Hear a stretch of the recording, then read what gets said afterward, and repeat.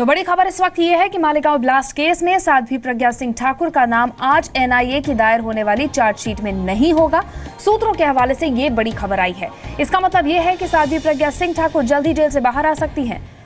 जो खबर मिल रही है वो ये कि चार्जशीट में बताया जा सकता है कि महाराष्ट्र एटीएस के पूर्व चीफ करकरे की जांच में कर्नल प्रसाद पुरोहित के खिलाफ मनगढ़ंत सबूत पेश किए गए थे और इस बात की संभावना है कि चार्जशीट में बताया जाएगा कि एटीएस ने 2008 में कर्नल पुरोहित की गिरफ्तारी के वक्त देवलाली आर्मी कैंप में उनके क्वार्टर में विस्फोटक प्लांट किए थे और इस वजह से उनके ऊपर मकोका हटाया जा सकता है। यानी कर्नल पुरोहित को भी बड़ी राहत यहां पर मिलती दिख रही है। सूत्रों के हवाले से जो खबर मिल रही है उसके मुताबिक प्रज्ञा सिंह ठाकुर के अलावा 3 अन्य आरोपियों को भी एनआईए क्लीन चिट दे सकती है। तो आज चार्जशीट दाखिल की जाएगी और बड़ी खबर यह है कि साध्वी प्रज्ञा को अब बड़ी राहत मिली है।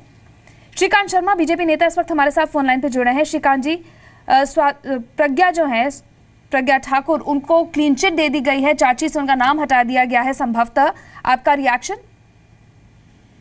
देखिए, कांग्रेस पार्टी का इतिहास रहा है कि वो अपने कुशासन से लोगों का ध्यान बांटने के लिए और वोट बैंक की राजनीति के लिए अब इनोसेंट लोगों को भी उन्होंने जेल में ठूसने का काम किया था और फिर उसके बाद राजनीतिक रोटियां सेको।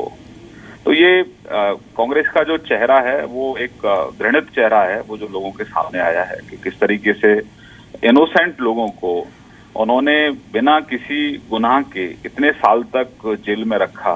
तो ये कांग्रेस को इसके लिए माफी मांगनी चाहिए कि भाई आप इतना घृणा क्यों करते हैं।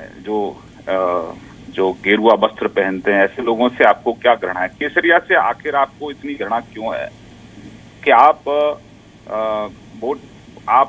इंसानियत जो है आपकी समाप्त हो गई और आप इतनी घृणा की राजनीति कांग्रेस जो कर रही थी वो ये कांग्रेस का एक दागदार चेहरा जो पहले से था वो नकाब, और हर दिन कांग्रेस के चेहरे से नकाब उतर रहा है। और बिल्कुल शर्मा जी, लेकिन कांग्रेस अब जाहिर तौर पे ये कहेगा कि ये तो बात पहले ही निकल के आई थी कि एजेंसियों के ऊपर दबाव डाला जा रहा है। ये बातें निकल कर आई थी कि जिन लोगों का नाम इसमें है, आरोपी बनाया गया है, उनके ऊपर थोड़ा सॉफ्ट रहे एजेंसियां। अब वो ये बात भी उठाएगी?